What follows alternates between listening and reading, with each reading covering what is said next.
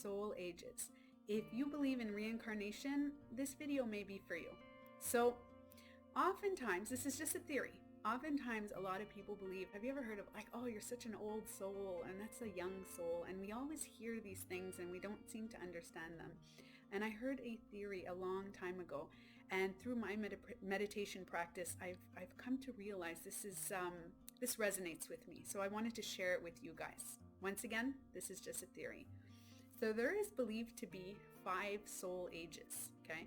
So in every soul age, we can come back multiple times. So there's the infant soul, the baby soul, young soul, mature soul, and old soul. And once again, you can come back multiple times. You can come back, if you're an infant soul, you can come back 1 time, 7 times, so many times. And in every soul age, there's so many lifetimes. And the kind of reason is just to experience. You're here to just experience certain things. And it kind of helps us if ever we're feeling kind of judgy McJudgersons to a certain kind of people and you don't understand why they're not understanding you, and that you feel that you have this deeper knowledge, or other people have a deeper knowledge and you don't feel so great. This could kind of help you understand, and it's a great way to lose that judgment. So I'll explain to you guys on all the soul ages what they mean, okay?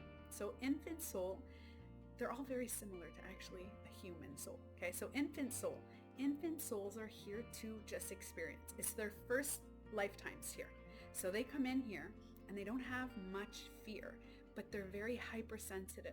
They can be empaths, okay? So they walk in and they're just, everything is just cool, and they may get anxiety and they may get feelings, but they tend to drop it pretty easily.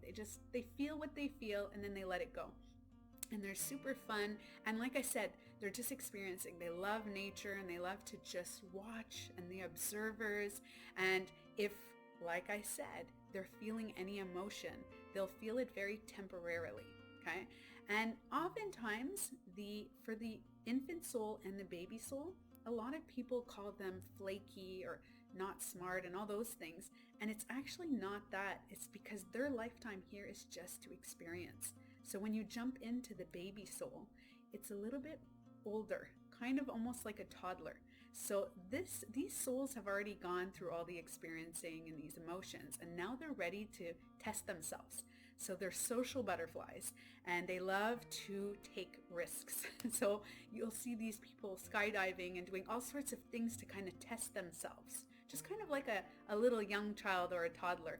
And they rarely fear a lot of things. They don't have these deep sense of fear because they don't have all of these past lives of traumas that were weighing them down and all these deep internal memories that are set in their DNA. They don't really have that. They just had to experience. So this lifetime is really for fun and to just have a good time.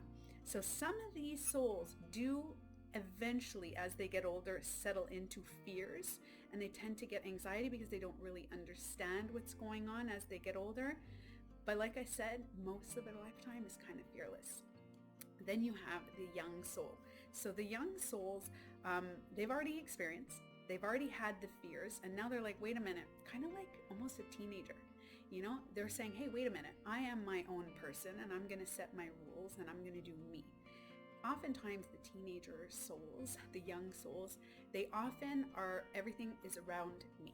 So they're worried about what other people think, and often their motives are more ego-based. So oftentimes they will be more focused on money and power and politics, and they will try to do something with authority, and they are trying now to balance where they fit in the world. So their intentions, oftentimes, not always, but oftentimes their intentions are good for them, but they don't benefit the world per se, okay? And they don't benefit people. They're more benefiting themselves, but they themselves believe that it's necessary. So like I said, they often want a lot of power or a lot of money, or they're kind of struggling in this lifetime to find money and find power and find designer stuff. It's all about what other people perceive them as, because they have a hard time. They're trying to find themselves, okay, in this life. So those are, you can get a few lifetimes of those, but this is needed. that stage is needed to get to the next stage. So the next stage is mature soul. So mature souls are here to, they've lived all the money stuff and all that. And although, yeah, they understand the importance of it, it's not what drives them. What drives them is helping the world, helping others.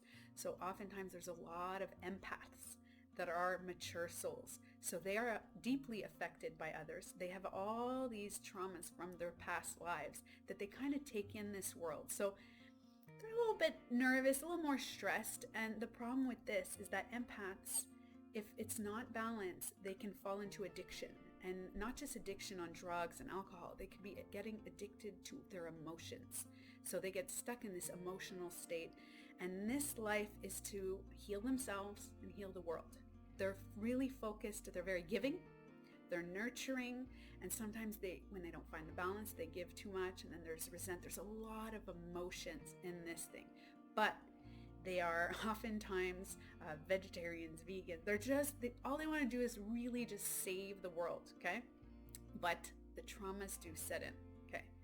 So a few lifetimes of this, when you get to the end of the mature soul, by the way, mature souls are still considered old souls because they've been here many lifetimes. But there is a difference with the old soul. So the old soul, I don't know, guys, I could consider almost, I don't know if you guys know Sadhguru, but Sadhguru comes into this life. You guys come into this life on the old soul and you just are, okay? Oh, on the mature soul, by the way, you can be extreme introverts or extroverts, okay? Really one. And then when you find out at the end of the mature soul that you're neither introvert and extrovert, you're just infinite possibilities. When you get to that stage, you kind of graduate, like I say, to the old soul. And the old soul comes in this world, just is. They don't try to change anything in the world. They don't try to change anyone. They know at their core why there is good and bad in the world. They feel emotions and they're able to let them go. They do have trauma. They've lived trauma, but no trauma sits with them. So those are the ones who are very actually similar to the infant soul. The difference with that is the infant soul doesn't have that deep knowledge of life. The infant soul is just experiencing.